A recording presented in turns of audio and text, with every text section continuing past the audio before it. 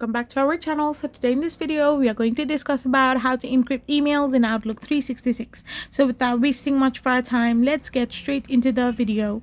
So if you are watching for some emails to be encrypted in Outlook 365, formerly known as Outlook 365, now it is known as Microsoft 365. So you can simply use in Microsoft Purview message encryption or SMIME encryption that is built in your Microsoft 365.